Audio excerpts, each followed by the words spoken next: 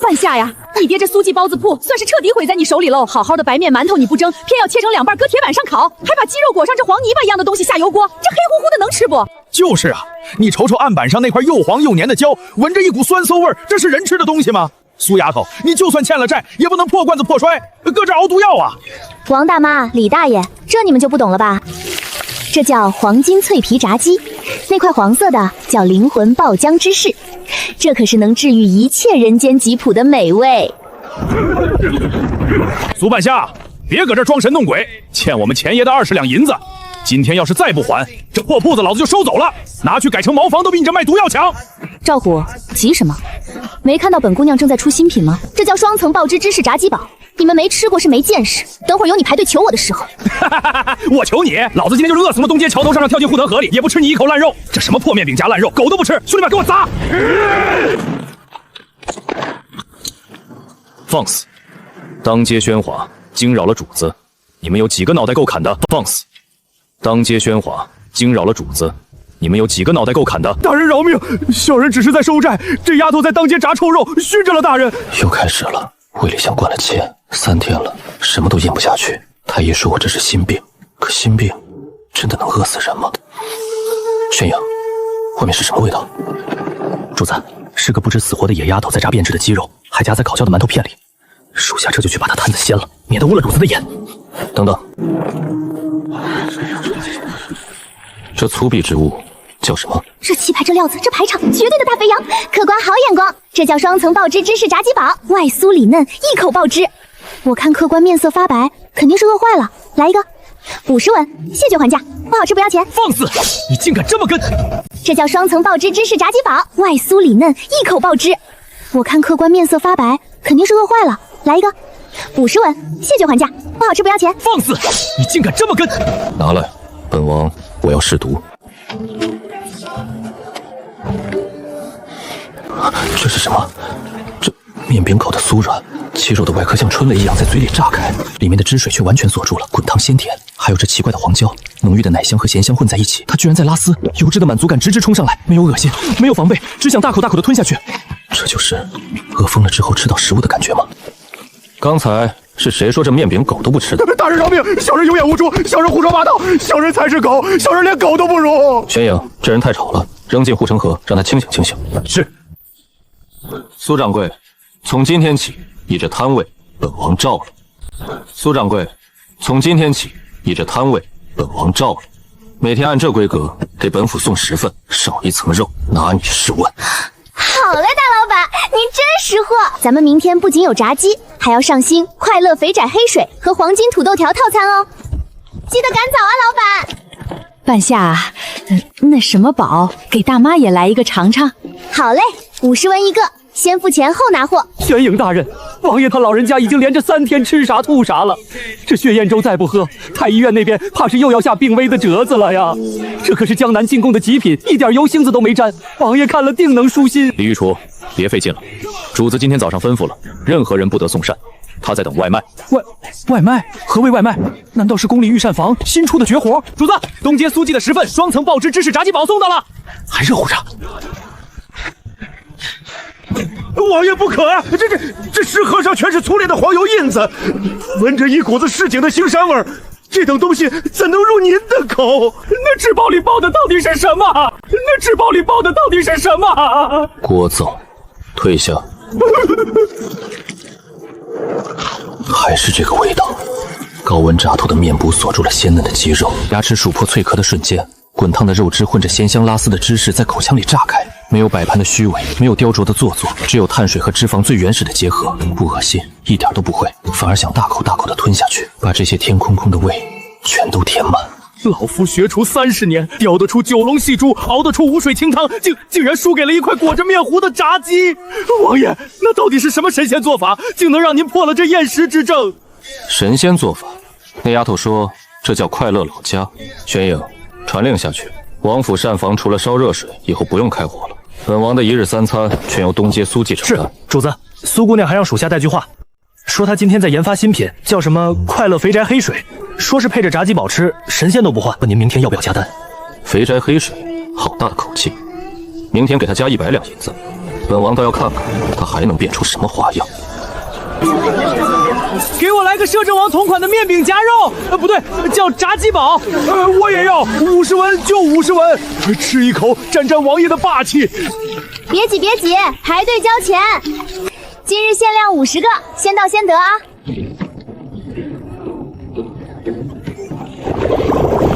你看看那死丫头锅里煮的是什么？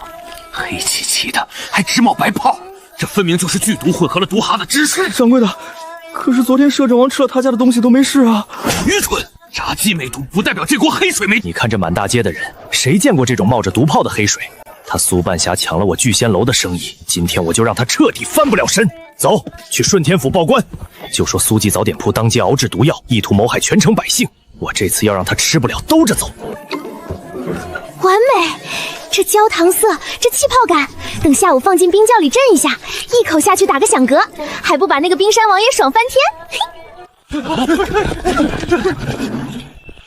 大胆刁民苏半夏，有人举报你当街熬煮毒药，图谋不轨，人赃并获，还不快快束手就擒！抓我？大人，抓我之前要不要先打听打听，我这锅毒药是给哪位爷熬的？堂下何人？报上名来！聚仙楼钱掌柜状告你当街熬煮毒药，意图谋害百姓，你可知罪？青天大老爷呀，你看看这水黑如浓墨，无人烧火它便自己翻滚冒泡，这分明是用了什么阴毒的邪术。草民的聚仙楼就在他摊位对面，草民是怕全城被百姓被这妖女毒害才拼死报官的。我的亲娘嘞，那水真的自己在吐白泡泡，这要是喝一口，肠子不得烂穿了啊！主座，用银针验毒。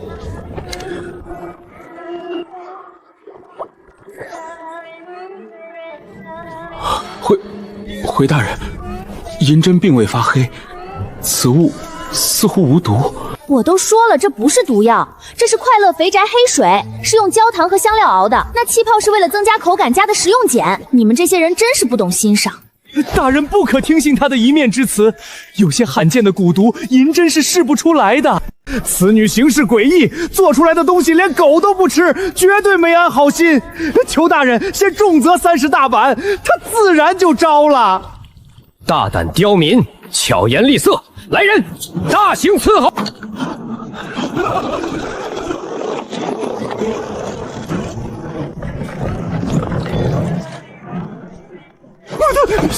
下官顺天府尹参见摄政王殿下，千岁千岁千岁。本王不过是晚起了1个时辰，本王的专属厨娘，怎么就被押到这公堂之上当犯人审了？专属厨娘？王爷您可算来了，您昨天不是说想尝尝鲜吗？我今天特意大清早起来给您熬这锅快乐肥宅黑水，还配了刚炸出来的黄金土豆条。结果这个人非说我熬的是毒药，还要打我30大板呢。这黑水可是配炸鸡的灵魂啊！您再不来，这锅黑水就要被他们当毒药泼了。哦，快乐肥宅黑水，王爷明鉴啊，草民万万不敢诬陷。您看那水黑漆漆的，还冒白泡，这绝对不是人喝的东西啊！王爷千金之躯，千万不能被这妖女蒙骗。这女人做的东西从来都不按常理，但就是这份不按常理，偏偏能绕过我心里那道墙。既然炸鸡堡可以，这黑水或许也可以。玄影，省1碗过来。主子，王爷万万不可呀！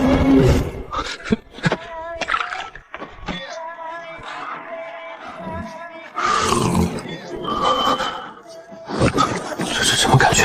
冰凉的液体里藏着无数细密的气泡，在舌尖上疯狂炸开跳跃，像是有1000根细小的针在轻轻刺着味蕾。紧接着，一股浓郁的霸道的甜香，混合着焦糖的微苦，如海啸般席卷了整个口腔，顺着喉管一路冲下去。胃里那种常年不散的灼烧感，瞬间浇灭了。这不是喝水，这是在喝火焰和冰块的混合物。不，这是纯粹的，完全没有防备心的快乐。好一个肥宅快乐黑水！这气泡如同万千冰针冲刷腹脏，甜而不腻，凉透心息。苏掌柜，此物甚妙。王爷喝了快乐水，怎么能不配黄金土豆条呢？您尝尝这个，蘸着这红色的番茄酱吃，酸甜解腻，回味无穷。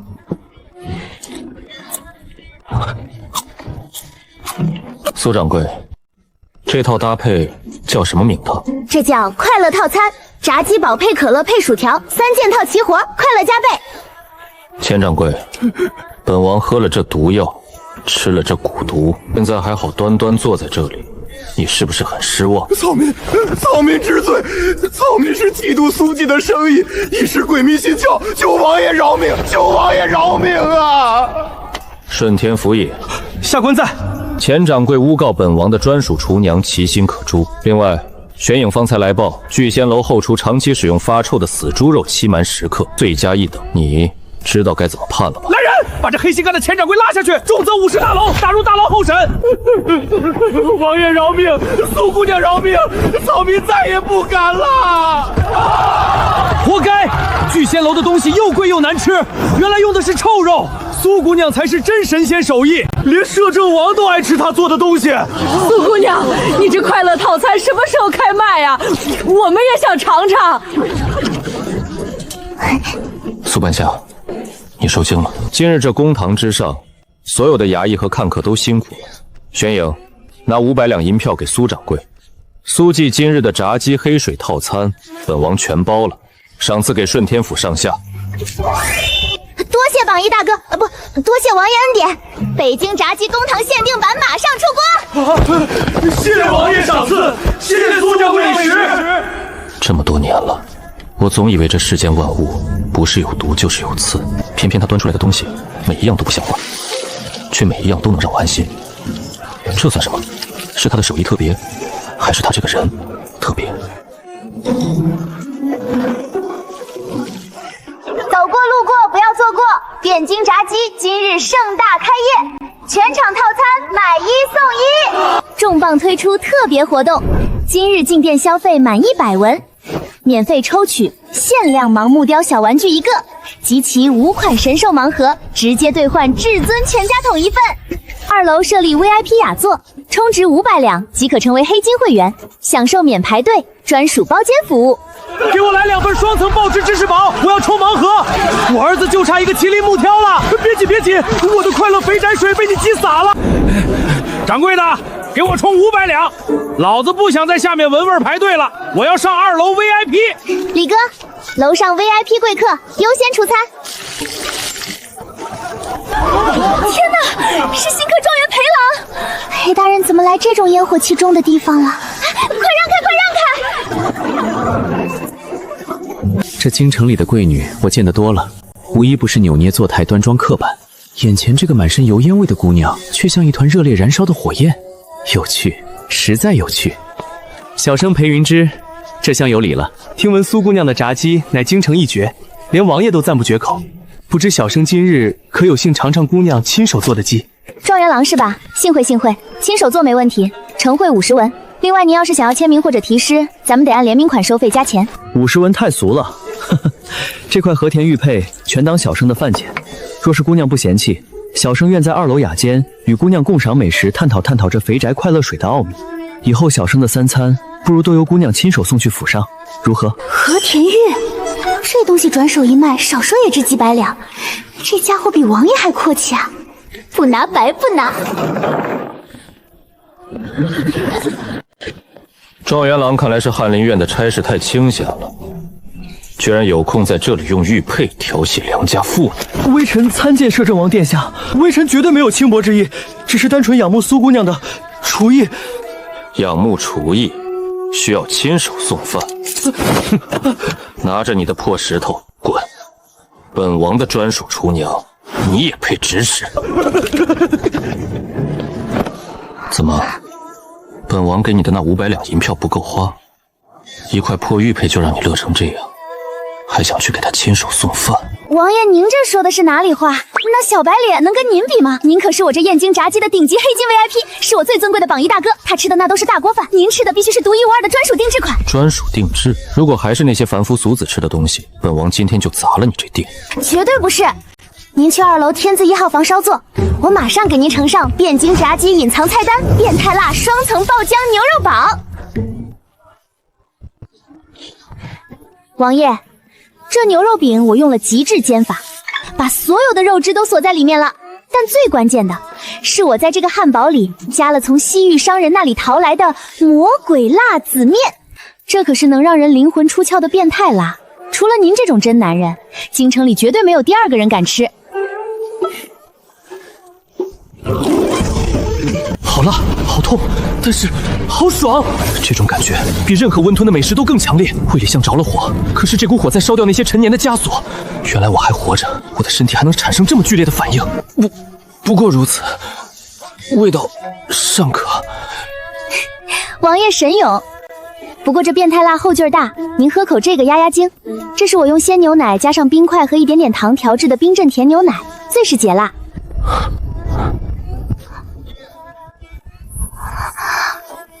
王爷，杯子。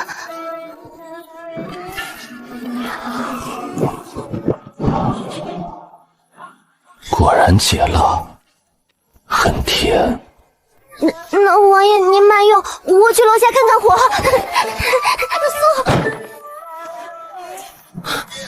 新科状元，连给他提鞋都不配，这丫头只能是本王的。谁想抢，先掂量掂量自己有几个脑袋。岂有此理！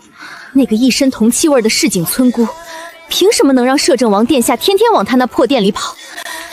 殿下连我爹举办的寿宴都不去，居然去吃什么面饼夹烂肉！小姐息怒，奴婢听说那苏半夏粗鄙得很，整天在油锅前抛头露面，哪里比上小姐您温婉端庄，琴棋书画样样精通？殿下不过是一时图个新鲜罢了。新鲜！我今天就让他这生意做不下去。传我的话，今日的赏花诗会，凡是受邀的京城名媛，谁若是敢沾染那汴京炸鸡一口，沾染那种下等人的污秽之物，便是与我林婉儿作对，以后休想再踏入京城贵女圈半步。掌柜的，您还笑得出来？那些千金小姐可是京城的风向标，他们这一抵制，好多原本想来尝鲜的大户人家女伴都嫌弃咱们这儿掉价，不敢派丫鬟来买东西了。慌什么？女人最懂女人，他们不是嫌弃炸鸡拿着吃不厌观，包桌不够高大上吗？今天我就给他们上一课，什么叫做高端下午茶的降维打击。完美，伙计，去把我定制的那些洛神食盒拿来，传出风去，汴京炸鸡推出贵女特供洛神盲盒下午茶套餐，每日限量50份，凭拜帖实名购买，送货上门，包装绝对保密。我去更衣，你们来不来？快！我让丫鬟排了一早上才抢到的洛神盲盒，听说那苏掌柜出了新品。天哪，好香！这是什么神仙糕点？别说话了，趁李小千没发现，赶紧吃。太好吃了，这奶香味比御赐的牛乳羹还要浓郁100倍。这外皮是怎么做到这么酥的？这鸡米花也好绝，不用吐骨头，一口一个。快看，我的盲盒里抽到了隐藏款的九尾狐，好可爱啊！配着这个叫奶茶的甜水，诶，里面居然还有黑色的 QQ 弹弹的丸子。我的老天爷，我以前活的10几年简直是在吃糠咽菜。什么味道？是谁在偷吃那污秽之物？赵姐，你们在干什么？你们身为名门闺秀，竟然背着我偷偷吃这种下贱的东西！你们是不是想被赶出京城名媛群？林姐姐，我们吃什么关你什么事？这洛神下午茶包装精美，用料讲究，哪里下贱了？倒是你，天天拿个名媛圈的架子压人，这破诗会还不如去苏掌柜店里抽盲盒来的痛快。把这些垃圾统统给我扔进池塘里，简直污了尚书府的地！本王倒要看看，谁敢动他的东西。殿下，您怎么来了？婉儿正举办诗会呢。这些姐妹不懂事，带了些市井的粗陋食物进来，熏着殿下了吧？粗陋食物，林千金怕是眼睛有疾。苏掌柜亲手做的蛋挞与炸鸡，连当今太后都夸赞过，你居然说她下贱！殿下，您被那个女人迷了心智吗？那不过就是一堆烂肉和面糊。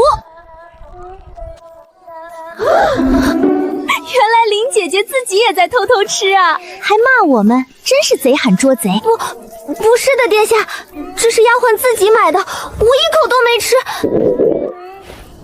哦，这就是林笑云口中恶心至极、绝不沾染的下贱之物。看来尚书府的家教就是表面一套，背后一套。林尚书教女无方，从明日起，这尚书府本王看也没必要继续留在这京城风光。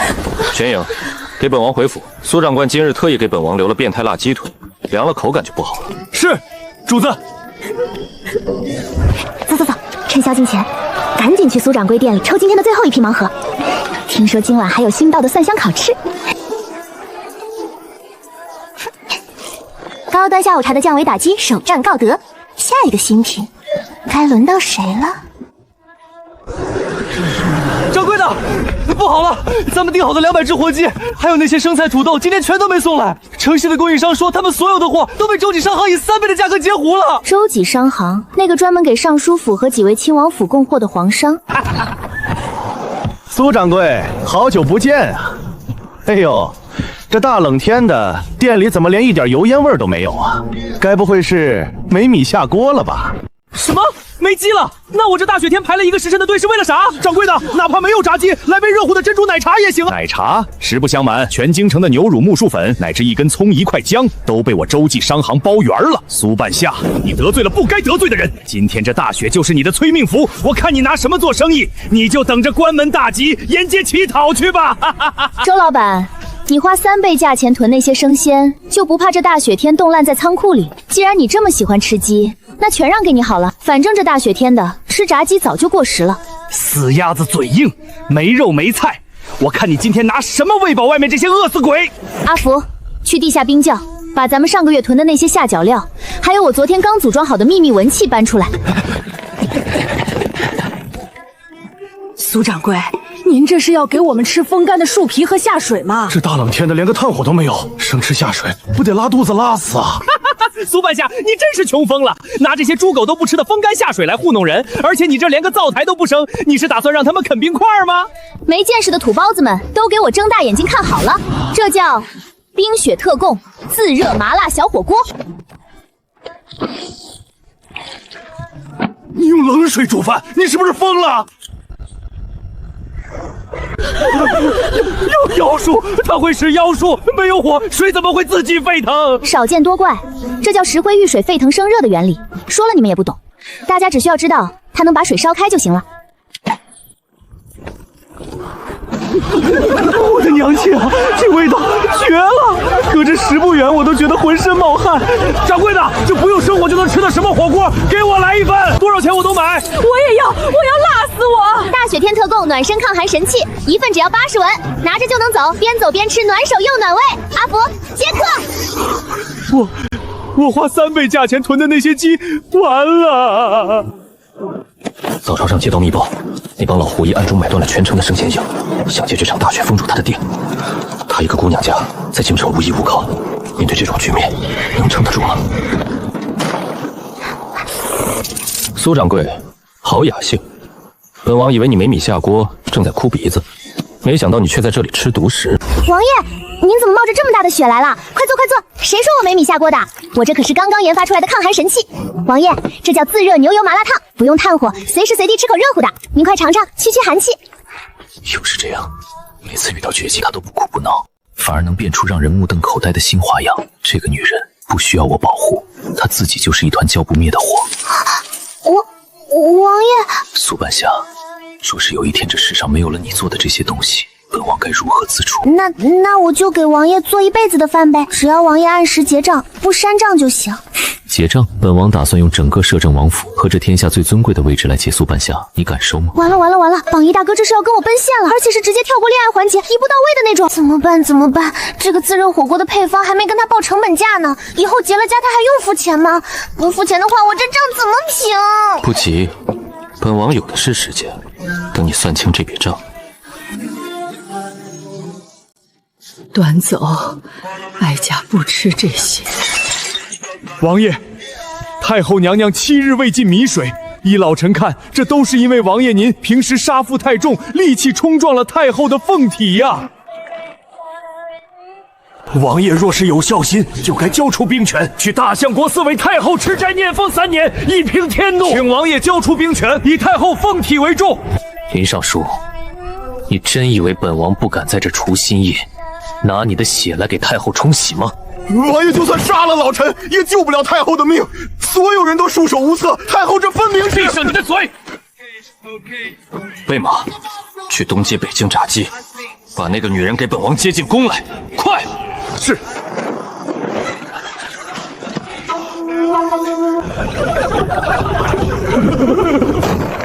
上一秒我还在柜台后面算账，下一秒就塞进马车，一路狂飙进了皇宫。这个除夕夜的发展方向也太离谱了吧！所有人全部退下，从现在起，御膳王由苏半虾接，他要什么你们给什么。若是太后今晚再吃不下一口饭，你们所有人都不用活过这个除夕了。王爷万万不可啊！太后千金之躯，怎能吃这种市井厨娘做的粗陋之物？太后现在脾胃虚弱，太医嘱咐了，只能吃清淡的流食，切忌油腻辛辣呀。清淡流食，你们是不是搞错了什么？太后本来就没胃口，嘴里发苦，你们还天天给她喝那些寡淡无味跟白开水一样的破汤，她能吃得下才怪。一派胡言，简直是一派胡言！你这是要害死太后！玄影，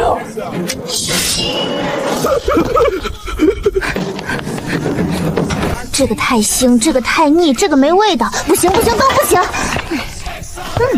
今天本掌柜就让你们见识一下，什么叫真正的胃口发动机。菠萝咕噜肉和芋泥波波奶茶。他居然裹面粉！太后脾胃虚弱，怎么能吃油炸之物？完了，今晚我们都要交代了。疯了！放那么多糖和醋，这味道，太后闻了肯定会吐的。这就是美拉德反应的终极奥义：焦糖的微苦锁住醋的酸，果香的清甜拖住油脂的醇。这种复合香气，没有人能拒绝。出锅！大胆！你竟敢给太后吃这种色泽俗艳、气味冲鼻的粗陋之物！太后的胃病若是加重，王爷你担待得起吗？王爷，此物重油重糖，又酸又甜，太后虚不受补，绝对吃不得呀！这简直是火上浇油。母后，儿臣寻到了世间最能开胃的吃食，您若是连这也吃不下，儿臣便陪您一起饿死在这慈宁宫。这是什么味道？没有苦涩的药味，没有寡淡的肉腥，这个酸像小时候吃的青杏，尖锐又鲜落，一下子就把嘴里的苦味冲掉了。还有这个甜，暖洋洋的，不腻人。哀家居然觉得饿了。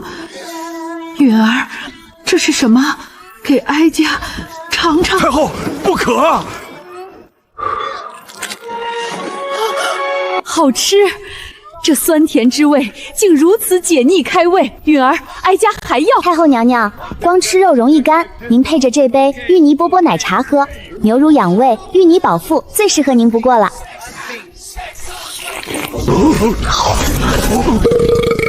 痛快！哀家这辈子都没吃过如此痛快的一顿饭。允儿，这手艺绝顶的丫头是谁？回母后。他就是东街扁京炸鸡的掌柜苏半夏，也是刚才林尚书口中意图谋害您的刁妇。林尚书，哀家看你是老糊涂了。苏丫头做的这等美味，你竟敢污蔑是粗劣之物！你刚才不仅诅咒哀家，还想借机夺哀家皇儿的兵权。太后饶命，王爷饶命啊！老臣是一时糊涂，老臣再也不敢了。来人，剥去林正渊的朝服，打入大理寺天牢，择日候诊。好丫头，从今往后你就是哀家的救命恩人，这皇宫你横着走。锦儿，这丫头哀家看上了，你若是不能把她娶回来做饭，你也别来见哀家了。完了！之前榜一大哥说的是用整个摄政王府结账，我还在算那笔账划不划算呢。现在连大哥的妈都直接跳过下聘，直接跳到赐婚了。而且听这语气，我要是拒绝，不光是嫁不嫁的问题，可能连脑袋不保。这可恶的封建社会真是太刺激了。苏掌柜，这笔账看来不用等你慢慢算了。太后金口玉言，你想赖也赖不掉。不行，效率太低了。这么冷的天，让人排1-2个时辰，客户体验极差，而且堂食座位就这么几十个，翻台率已经到了天花板。掌柜的，咱们这生意已经是全京城独一份了，您还有啥不满意的？堂食有极限，但外卖没有。阿福，去城南的贫民窟和各大车马行，给我招募200个跑得快、认路熟的年轻小伙子。再去找全城的木匠，按这个图纸打制200个保温外卖箱，保证热食放进去半个时辰不凉。咱们要搞大渊朝第1支专属配送团队——黄道鼠外卖。让一让，让一让！尚书府的豪华双人套餐到了，保证送到手还是烫的。李府的3杯珍珠奶茶，差评要扣工钱的，麻烦借过。又是苏掌柜搞出来的新花样，不用出门就能吃到炸鸡。可不是嘛！听说宫里太后每天都要让这些人送到神武门外，再由太监接力送进慈宁宫呢。主子，最近京城风向有变，城西新开了一家名为闲云阁的酒楼。原本那些权贵都被苏姑娘的炸鸡吸引，但这几日他们却疯狂涌向闲云阁。哦，闲云阁有什么绝世美味能抢走他的生意？据查，闲云阁推出了一道名为神仙汤的菜，此汤清澈见底，闻起来有一股奇异的异香。凡是喝过这汤的人，第1天只觉得鲜美异常，但到了第3天、第4天，若是喝不到，便会浑身发痒，精神萎靡。属下亲眼看到有食客为了喝一碗汤，当掉了祖传的玉佩。这听起来不像是吃饭，倒像是上瘾。气死我了！王爷，您管不管这京城的食品安全了？城西那家闲云阁完全是不讲武德，居然搞恶性竞争。本王刚刚正在听玄影汇报，怎么，这神仙汤抢了你的生意？抢生意我认，公平竞争嘛，技不如人活该认输。但我今天让外卖小哥乔装打扮去买了1罐回来，本想研究一下对手的配方，结果您猜怎么着？这根本不是什么厨艺，这汤里加了一种高浓度的西域香料。如果我没猜错，这是提纯过的某种粒子，混合了极其微量的汁液。为了拉客，居然在汤里下这种东西，这帮人疯了吧？王爷，你怎么了？这味道确实难闻，你别凑太近，我这就盖上。别碰它！这个味道20年了，就是这个甜腻到骨头里的香气。那盘芙蓉糕端上来的时候，母妃脸上还挂着笑，贴身嬷嬷只咬了一口，便倒在我脚下，眼睛还睁着，直直地看着我。如果不是母妃拼死打翻了盘子，如果不是太医灌了我1整碗催吐的药，20年了，本王找了这味道整整20年。王爷，难道这就是当年害你得厌食症、毒杀你身边人的那种药？玄影，属下在。查，给本王查清楚，这背后的东家到底是谁？哪怕把京城翻个底朝天，也要把人给本王揪出来。主子，属下之前已经探查到一丝线索，闲云阁明面上的掌柜只是个傀儡，其背后的资金流水最终都流向了城郊的瑞亲王府别院。瑞亲王？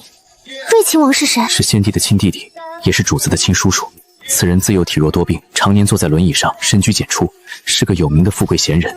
主子年幼时，他还曾多次进宫送过药材。好一个富贵闲人，好一个体弱多病的好皇叔！当年所有人都在查后宫争宠，查各位皇子的夺嫡之争，唯独没有人去查这个与世无争的病秧子。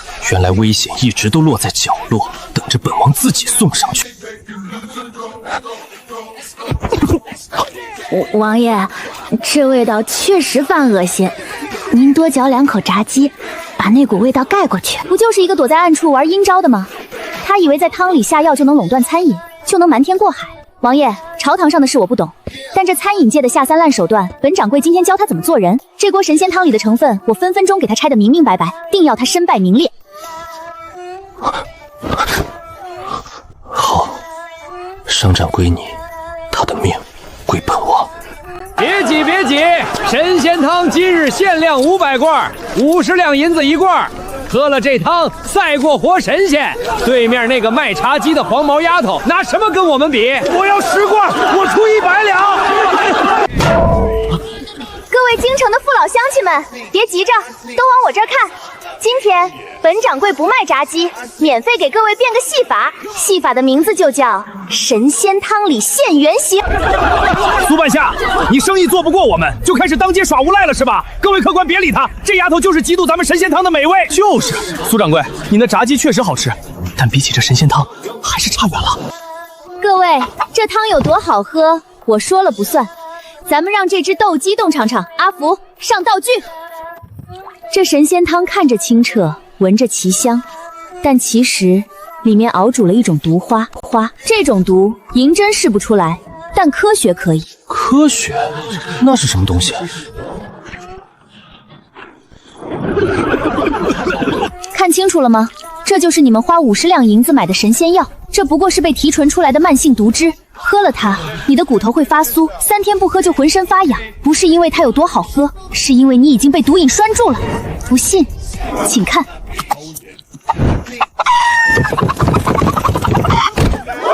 毒药，这是毒药！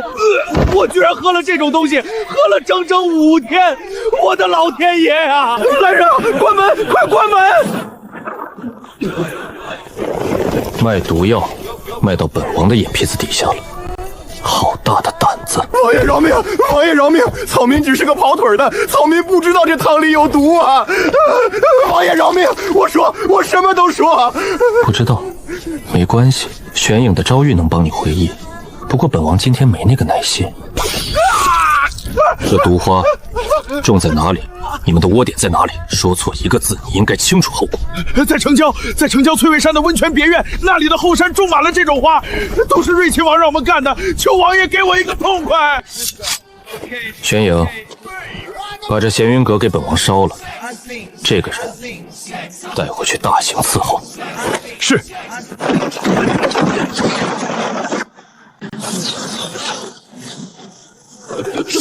滴血！杀！烧得好，这种害人的东西就该被彻底清理掉。妖女，受死！找死！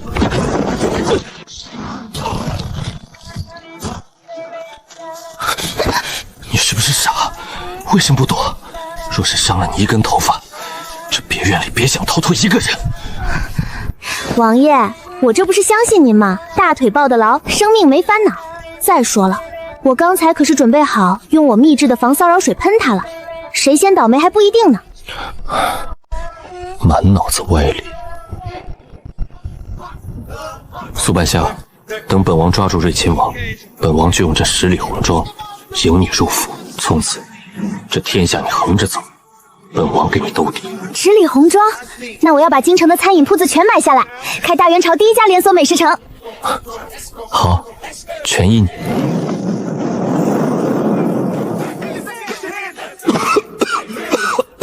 太后，老臣冤枉啊！昨夜摄政王突然发难，毫无缘由的屠了老臣在翠微山的别院，还放火烧了老臣用来治病续命的药田。老臣一生忠心耿耿，只求苟延残喘。摄政王此举分明是仗着兵权在握，要诛杀宗室，谋朝篡位呀！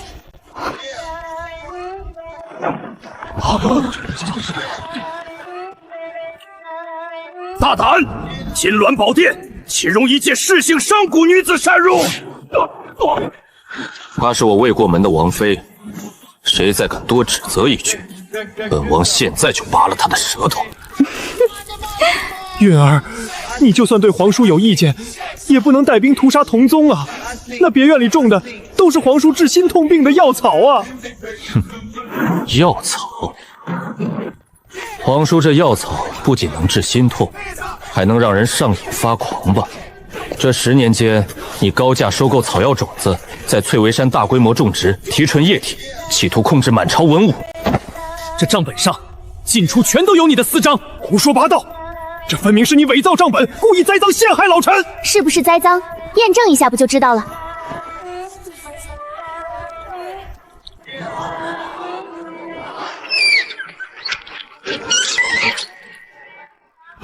各位大人看清楚了，这种毒不仅能影响人的身体，若是长期服用，便会像这只小白鼠一样。瑞亲王，你敢说这是治病的药草？你分明是想用这东西把整个京城的权贵都依赖上你。不仅如此，皇叔，20年前母妃宫里那盘芙蓉糕也是你的手笔吧？你嫉妒先帝圣宠母妃，便买通御膳房，用这种奇毒暗害母妃，害得本王患上厌食之症，整整20年。瑞亲王，灵儿所言可是真的？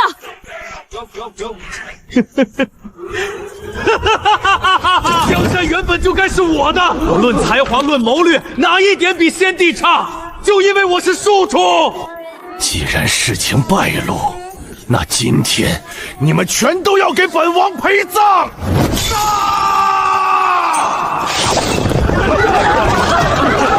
护驾，快护驾！捂上眼睛别看，太吓人，会影响你做炸鸡。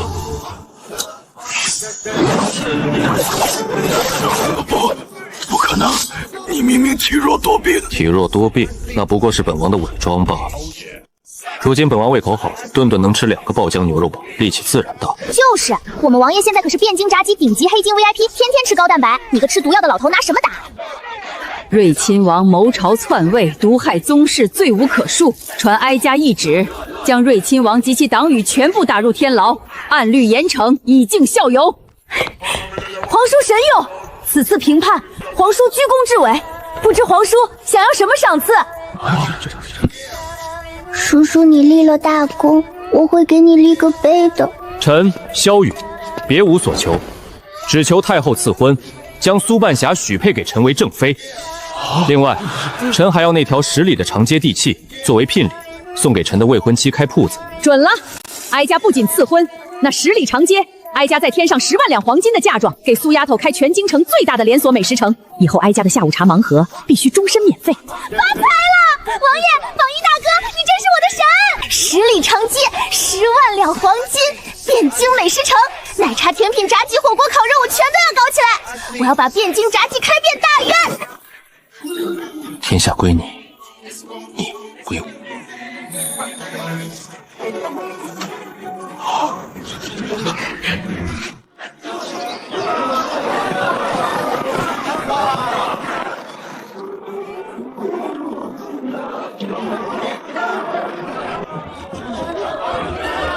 1号通道的马车往前走，不要加塞。宰相大人，您的 VIP 黑金卡余额不足了，请前面窗口右转充值。中原人就是孱弱，哼，连吃的都是天天清汤寡水蒸点心。等本使臣面见了大元皇帝，定要让他们见识让我们北蛮的烤全羊，让他们知道什么叫大口吃肉的真男人。将军说的对，中原的食物狗都不吃。前面是怎么回事？本将军可是北蛮使臣，这帮中原人竟敢挡本将军的道！去，把他们给我赶开！将军，赶不走啊！前面排队的全是大元朝1、2品大员的马车，连当朝宰相的轿子都在里面挤着呢，好像都在排队买什么茶鸡。茶鸡？堂堂一国宰相为了吃个茶鸡在大街上排队，本将军倒要看看是什么能让他们连体面都不要了。那边的北蛮使团说的就是你，别乱闯，那是得来最单行道。2号车主，您点的双层巨无霸孜然烤肉堡，外加冰镇超大杯可乐好啦，请往前一个窗口取餐。给本将军也来一份那个什么大汉堡，本将军有的是金子。不好意思啊，将军，本店德莱普通道必须乘坐马车才能点餐，您骑马的去那边排堂时区的队，估计也就排个3个时辰吧。3个时辰，老子现在就要吃！这个够不够换10个那个什么肉饼？大元朝的规矩，本王的未婚妻说了算。你若是不想排队，本王现在就送你回草原，或者送你下地狱。摄政王萧允，将军，这位摄政王刚处理了一个亲王的满门，咱们惹不起啊！王爷息怒，王爷息怒，小王是太饿了，不懂规矩，小王这就去排队。看在你是外宾的份上，阿福破例给他来个迎宾全家桶，让他见识见识咱们中原的硬菜。好嘞，掌柜的。这是什么？外壳怎么会这么脆？里面的汁水怎么会这么多？还有这个香料是孜然，但为什么比我烤了一辈子的羊肉还要香？太好吃了，太好吃了！我以前在草原上吃的都是些什么呀？这黑水喝下去简直神清气爽。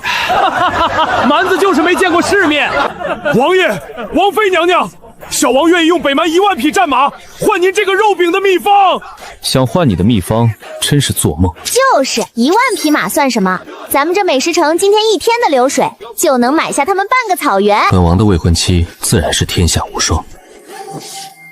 这是什么？商铺的地契，还是新的菜谱？小财迷，这是记录我们大婚的吉日，就在下个月初8。嫁衣已经在日夜赶制了。半夏，这美食城是你打下的江山，但是本王的命。下个月初8，本王要让全天下的人都看着本王是如何迎你入府的。好，下个月初8，咱们大婚那天全场消费由摄政王买单。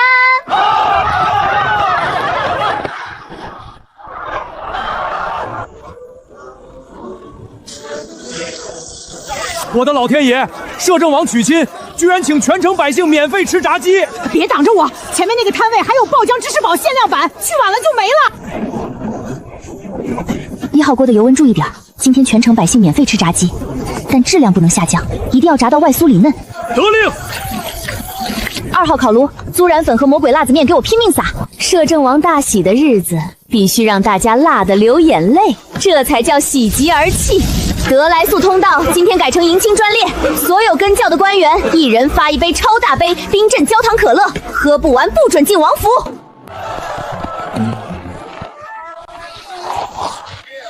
这气泡枪的老夫只想打嗝，但别说还挺爽。你懂什么？这叫快乐肥，肥仔黑水。老夫今天不喝到饱，对不起这3年的排队之苦。大愿摄政王威武，炸鸡王妃千岁！前面的人让一让，当着本将军炫饭了。王奶奶，王叔这场婚怕是要载入史册了。那是自然，哀家这10万两黄金的嫁妆花得值。王御史，那块原味试纸鸡是老夫先看到的，你放下！放屁！李尚书，你都吃了5个葡式蛋挞了，还不给老夫留一口？军大人，这自热小火锅还有没有微辣的？诸位大人排好队，后厨还在炸，今日炸鸡管够，可乐无限续杯。玄影，这里交给你了。是主子。平日里杀伐果断的摄政王，大婚之夜连应酬都懒得装。果然能让主子放下所有防备的，只有那个满脑子都是算盘和炸鸡的女人。咕咚，那什么，王爷，这大婚的流程太长了，我从早上饿到现在，实在没忍住，就让阿福偷偷给我留了个后门，送了点 VIP 隐藏菜单进来。是很甜。王爷，您在外面应酬肯定也没吃饱了，这是我亲手为您定制的洞房专享版无敌大汉堡，吃饱了才有力气。王爷，您不吃汉堡吗？一会儿凉了就不爆汁了。半夏，本王饿了20年，也吃了你几个月的美食，胃病早已痊愈。今夜是我们的新婚之夜，这汉堡爆不爆汁，本王不在乎。本王现在只想尝尝你这道世间最独一无二的美味。等，我身上还有炸鸡味。本王就喜欢这个味道。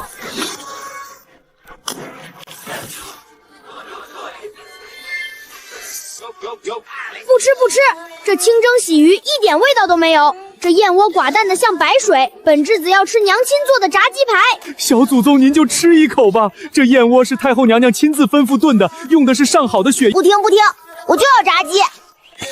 萧子木，你娘亲昨晚累着了，现在还在睡。萧子木，你又在挑食。父王，我也想吃娘亲做的炸鸡。想都别想，她的专属菜单只有本王能吃，你去吃你的清蒸鳕鱼。父皇骗人！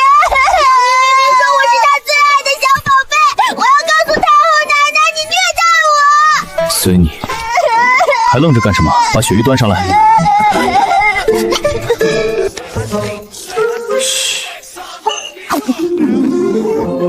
小雨，你是不是又欺负我儿子了？我听到他在哭。没有，他在吃炸鸡。